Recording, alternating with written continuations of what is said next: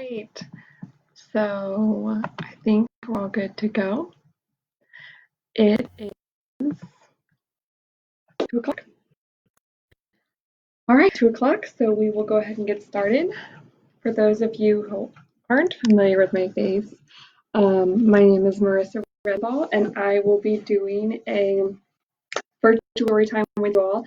I don't normally do the story times at the library where I work, but during this odd time, we are all just trying to pitch in and make things available to you all as much as we can.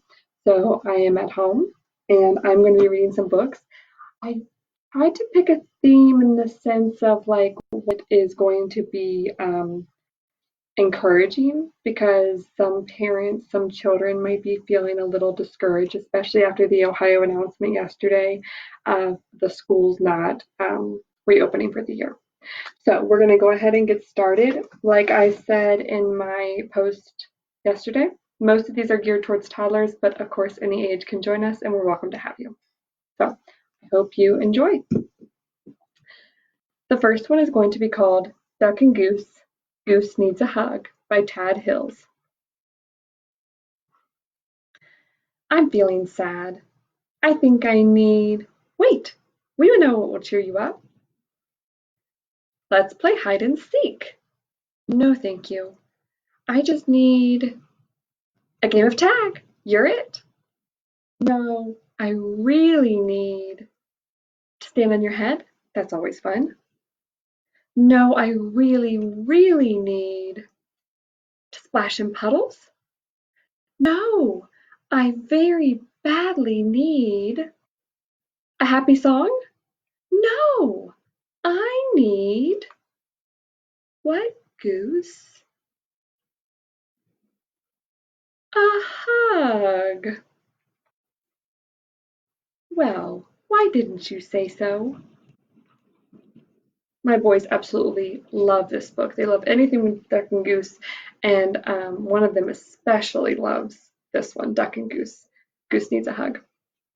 The next one I'm going to read to you is The Pout Pout Fish in the Big Dark. Try and make sure that doesn't have a glare for you. A doozy of a drowsy made Miss Clam yawn. Then a big current whooshed, and her pearl was gone.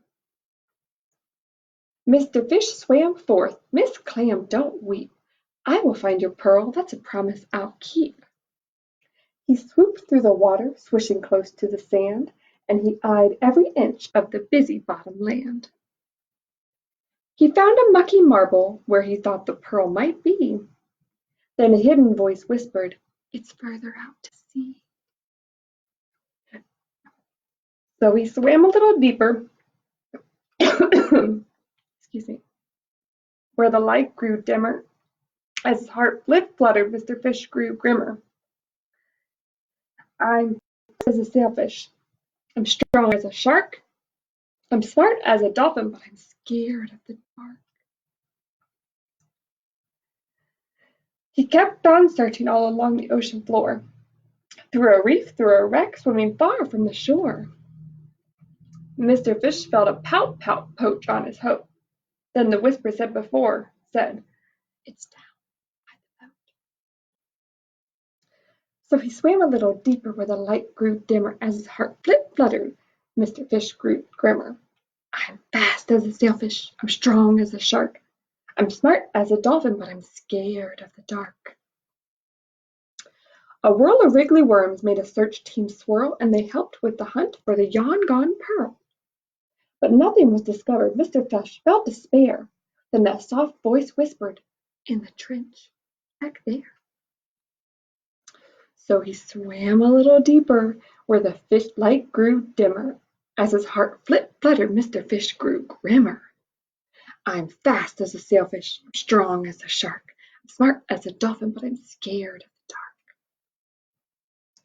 I won't keep swimming in this deep black. I know I made a promise, but this fish is heading back. Then a whisper now familiar whisked away his dread. You can do it, Mr. Fish, her sweet voice said. Though there wasn't any light, not the smallest slim glimmer, Mr. Fish felt braver, cheered on by Miss Shimmer. Two are faster than a sailfish, two are stronger than a shark, two are smarter than a dolphin, two are bigger than the dark. So they swam down together, holding fin to fin, when suddenly, amazingly, light shone in. Mr. Fish said, "Yes!" Miss Shimmer shouted, "Yay! There's Miss Clam's pearl! Hooray! Hooray!" They smooched Mr. Lantern. Then they smiled as they swam, weaving back through the water to a happy Miss Clam. The whole gang gathered, feeling glorious and proud, and they swam in a circle as they sang out loud. The ocean is wide and the ocean is deep, but friends help friends. That's a promise we keep. We are bigger, yes, bigger, always big, big, bigger than the dark. All right. This is currently one of my boys' favorites. We get this one asked every single morning. So when you're thinking about it, maybe just try to think about what can you be bigger than, whoever you're quarantined with right now, or maybe you can think about who you're bigger with virtually. The next one I'm going to read you is The Little Engine That Could. This is the original edition by Wally Piper. And this book I chose because if you are a part of the Imagination Library, sponsored in part by Dolly Parton and public libraries, including the Lebanon Public Library, they will mail you a book for your kid up until age 5 every single month. And this is the first one that you get. So I'll be reading this one. Chug, chug, chug, puff, puff, puff, ding dong, ding dong. The little train rumbled over the tracks. She was a happy little train, for she had such jolly load to carry. Her cars were filled full of good things for boys and girls. There were toy animals, giraffes with long necks, teddy bears with almost no necks at all, and even a baby elephant. Then there were dolls, dolls with blue eyes and yellow curls, dolls with brown eyes and brown bobbed heads, and the funniest little toy clown you ever saw. And there were cars full of toy engines, airplanes, tops, jackknives, picture puzzles, books, and every kind of thing boys or girls could want. But that was not all. Some of the cars were filled with all sorts of good things for boys and girls to eat. Big golden oranges, red-cheeked apples, bottles of creamy milk for their breakfasts, fresh spinach for their dinners, peppermint drops, and lollipops for after-meal treats.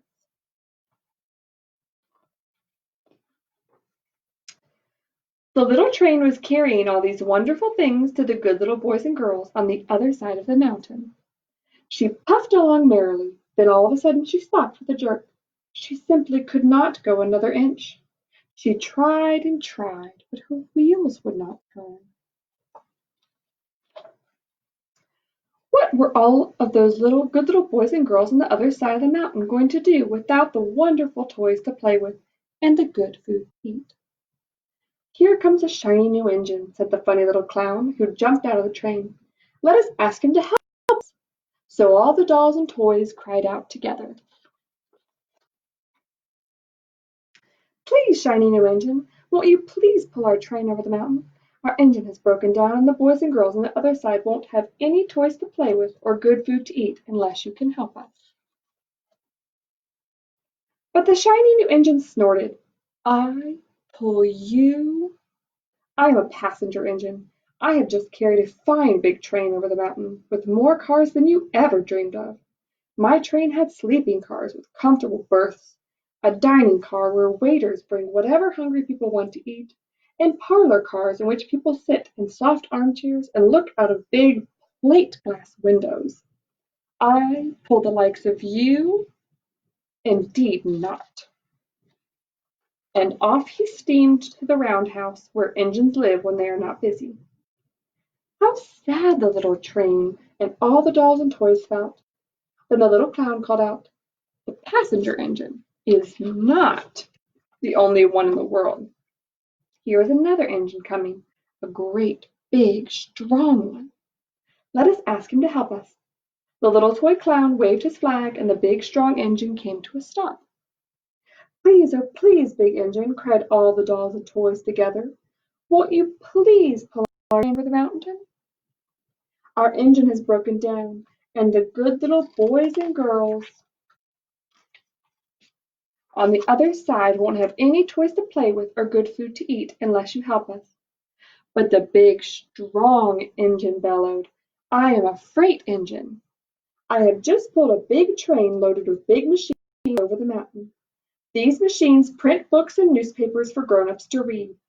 I am a very important engine indeed. I won't pull the likes of you." And the freight engine puffed off indignantly to the roundhouse. The little train and all the dolls and toys were very sad. "Cheer up!" cried the little toy clown. "The freight engine is not the only one in the world. Here comes another. He looks very old and tired, but our train is so little. Perhaps he can help us." So the little toy clown waved his flag, and the dingy, rusty, old engine stopped. "Please, kind engine," cried all the dolls and toys together, "won't you please pull our train over the mountain? Our engine has broken down, and the boys and girls on the other side won't have any toys to play with or good food to eat unless you help us." But the rusty old engine sighed. "I am so tired. I must rest my weary wheels. I cannot pull even so little a train as yours over the mountain. I cannot, I cannot, I cannot." And he rumbled to the roundhouse, chugging, "I cannot, I cannot, I cannot." Then indeed the little train was very, very sad, and the dolls and toys were ready to cry. But the little clown called out, "Here is another engine coming, a little blue engine, a very little one. Maybe she will help us." Then the very little engine came chugging merrily along. When she saw the toy clown's flag, she stopped quickly. "Oh, what is the matter, my friends?" she asked kindly. "Oh, little blue engine," cried the dolls and toys, "will you pull us over the mountain? Our engine has broken down, and the good boys and girls on the other side won't have any toys to play with or good food to eat unless you help us. Please, please, please help us, little blue engine." "I'm not very big," said the little blue engine. "They use me only for switching trains in the yard. I have never been over the mountain." "But we must get over the mountain before the children awake," said all the dolls and toys. The very little engine looked up and saw the tears in the doll's eyes, and she thought of the good little boys and girls on the other side of the mountain who would not have any toys or good food unless she helped. Then she said, "I think I can, I think I can, I think I can." And she hitched herself to the little train. She tugged and pulled and pulled and tugged, and slowly, slowly, slowly, they started off. The toy cloud jumped aboard, and all the dolls and the toy animals began to smile and cheer. Puff, puff, chug, chug, went the little blue engine. "I think I can, I think I can, I think I can, I think I can, I think I can, I think I can, I think I can, I think I can." Up, up, up, faster and faster and faster the little engine climbed until at last they reached the top of the mountain. Down in the valley lay the city. "Hooray! Hooray!" cried the funny little clown and all the dolls and toys. "The good little boys and girls in the city will be happy because you helped the kind little blue engine." And the little blue engine smiled and seemed to say, as she puffed steadily down the mountain, "I thought I could, I thought I could, I thought I could, I thought I could, I thought I could, I thought I could." She made it, didn't she? Made it all the way to the end. So that was the little engine that could, and I hope that maybe some of you are familiar with that one. The next one we're going to read is called Llama Llama, Red Pajama. That's by Anna Dewdney. And Llama Llama is a common character. I think they have a Netflix show now, but I'm not sure how based on the books it is. But this is a favorite, especially right before naps or bedtime. Llama Llama, Red Pajama reads a story with his mama. Mama kisses baby's hair. Mama Llama goes downstairs. Llama Llama Red Pajama feels alone without his mama. Baby Llama wants a drink. Mama's at the kitchen sink. Llama Llama Red Pajama calls down to his llama mama. Mama says she'll be up soon. Baby Llama hums a tune.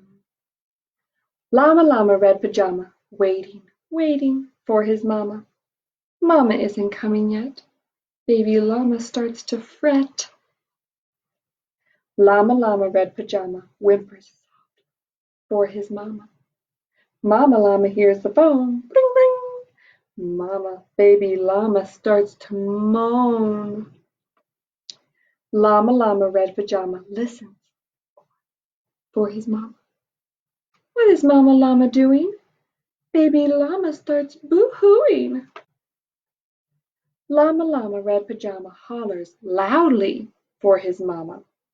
Baby Llama stomps and pouts. Baby Llama jumps and shouts. Llama Llama Red Pajama in the dark without his mama. Eyes wide open, covers drawn. What if Mama Llama's gone? Llama Llama Red Pajama weeping, wailing for his mama. Will his mama ever come? Mama Llama, run, run, run! And there she goes.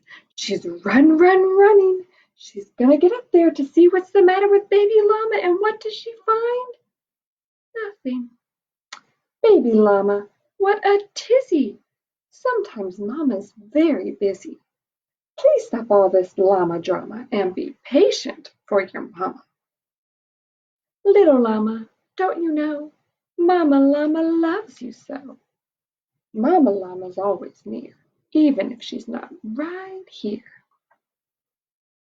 Llama Llama Red Pajama gets 2 kisses from his mama, snuggles pillow soft and deep. Baby Llama goes to sleep. Oh, well, he finally got to see his mama. She wasn't gone, was she? Mamas never leave their little ones. Our next one we're going to read is called The Rabbit Listened by Corey Dorfeld. And this was this month's selection for the Imagination Library. My boys just received this in the mail a couple days ago. One day, Taylor decided to build something new, something special, something amazing. Taylor was so proud. But then, out of nowhere, things came crashing down. The chicken was the first to notice. Cluck, cluck, what a shame. I'm so sorry this happened. Let's talk about it. Cluck, cluck. But Taylor didn't feel like talking, so the chicken left. Next came the bear. Grr, grr, how horrible. I bet you feel so angry. Let's shout about it. Grr, grr, ah! But Taylor didn't feel like shouting, so the bear left. The elephant knew just what to do. Trumpa-da! I can fix this. We just need to remember exactly the way things were. But Taylor didn't feel like remembering, so the elephant also left. One by one they came. The hyena, let's laugh about it. The ostrich, let's hide and pretend nothing happened. The kangaroo, what a mess. Let's throw it all away. And the snake, shh, let's go knock down someone else's. But Taylor didn't feel like doing anything with anybody. So eventually they all left until Taylor was alone.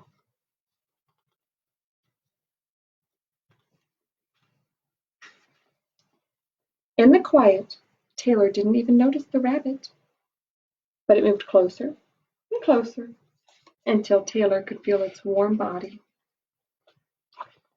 Together they sat in silence until Taylor said, Please stay with me." The rabbit listened. The rabbit listened as Taylor talked. The rabbit listened as Taylor shouted. The rabbit listened as Taylor remembered and laughed. The rabbit listened to Taylor's plans to hide, to throw everything away, to ruin things for someone else.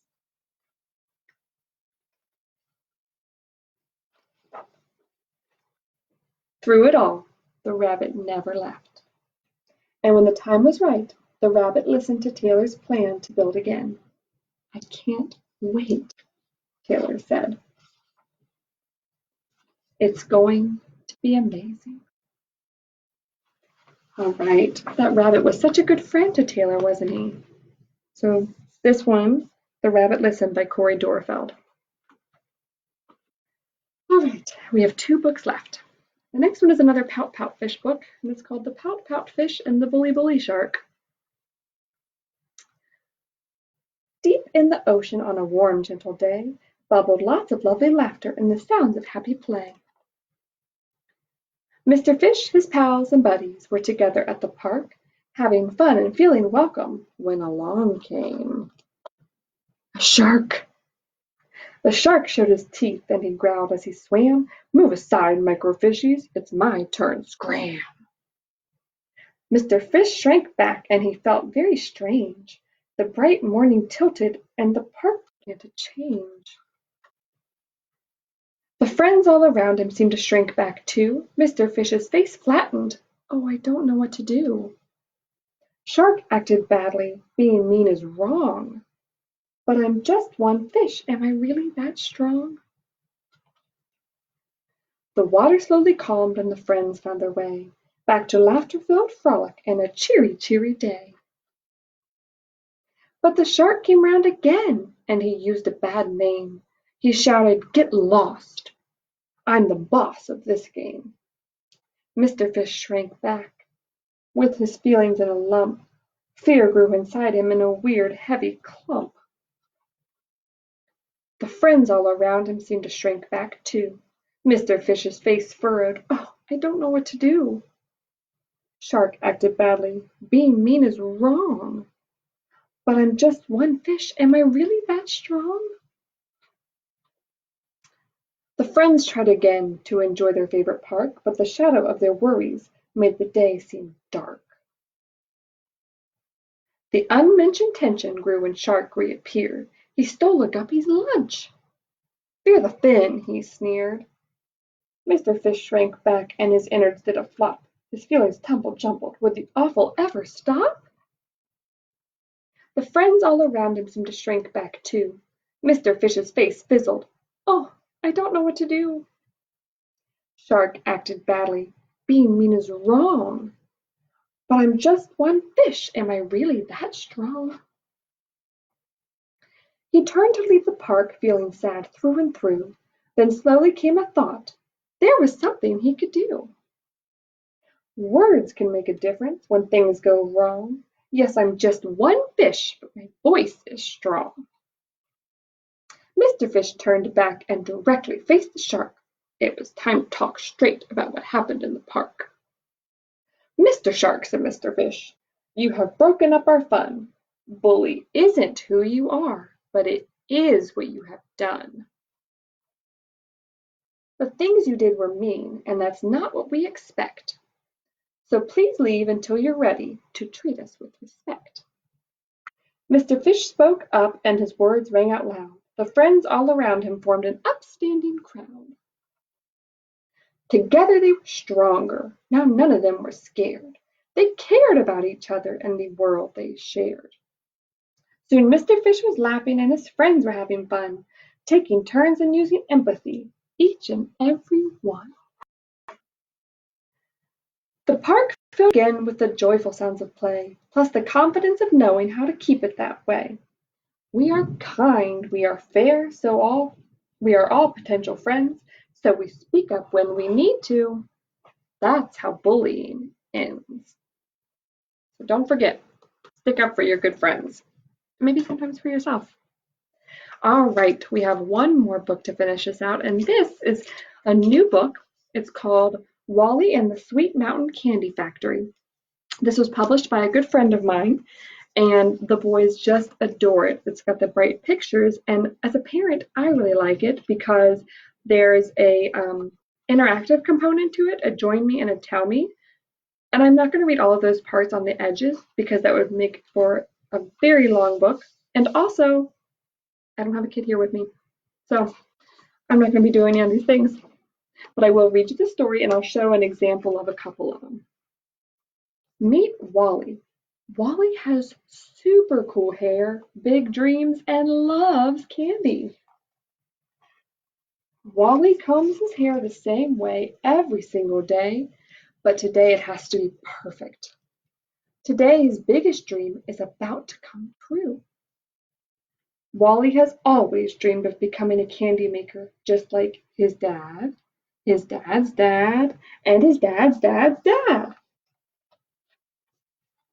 Today it's Wally's turn to carry on his family tradition and become part of their legacy. It's his first day to work at his family's Sweet Mountain Candy Factory. Wally eats his breakfast. He does a secret handshake with his sister, and after strapping on his skis, is finally on his way. Good luck, Wally. Go, Wally. You're awesome. Today is your day.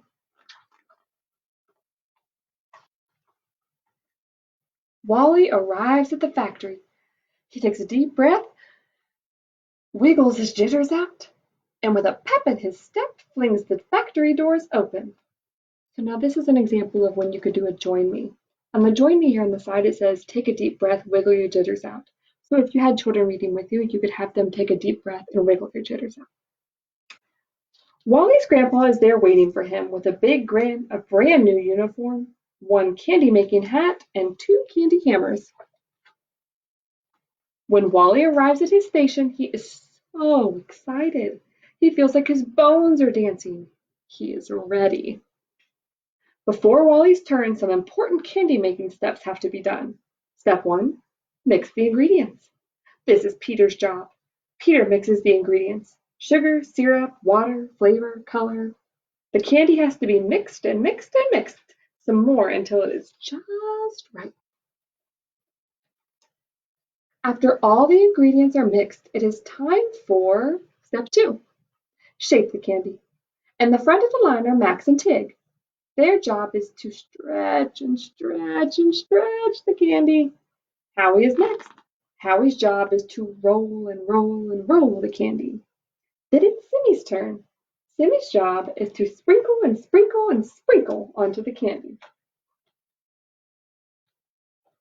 After the stretching, rolling, and sprinkling, it is time for step 3.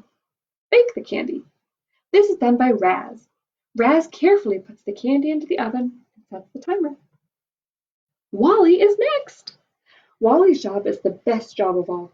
It is exciting. It's fun. It is silly. Wally's job is step 4. Hammer the candy into tiny little pieces. When Wally hears a loud ding, the candy is ready to hammer, hammer, hammer. After Wally's job is finished, it's time for step 5. Package and mail the candy for you to eat. The factory is everything Wally dreamed it would be. He is feeling so good until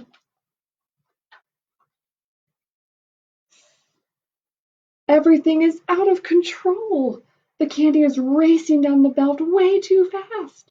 Then faster and faster.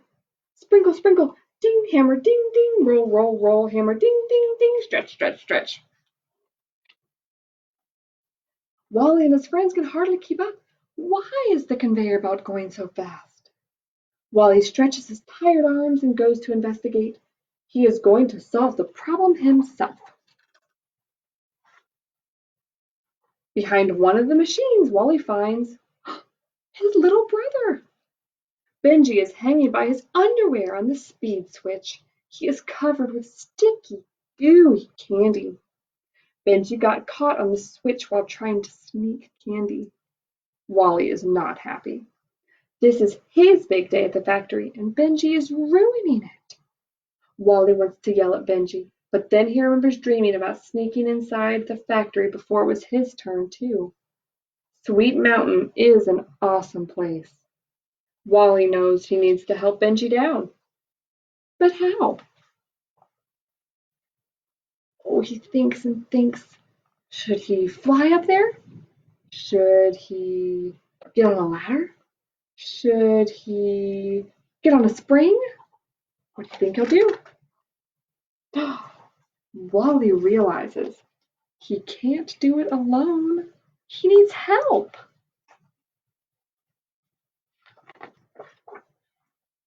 Benji is rescued. Everyone works together to help clean up the mess. High fives are given all the way around. Grandpa gives Wally and Benji a great big hug. He is happy that his grandsons love the factory like he does. Wally and Benji go home together, hand in hand. Wally wonders, what will happen tomorrow? And then they have some recipes here at the end. So this book, once we get back to physically opening up at the Lebanon Public Library here in Lebanon, Ohio, this book will be added into our collection. And once again, it's called Wally and the Sweet Mountain Candy Factory, and it's written by Megan Christensen. So those are the books I had for you today. Hopefully they were some encouraging stories about what you can do for yourself during this interesting time. I hope you enjoyed the story time and look for us to have more events coming up here on our Facebook page. All right. So have a great day. Bye.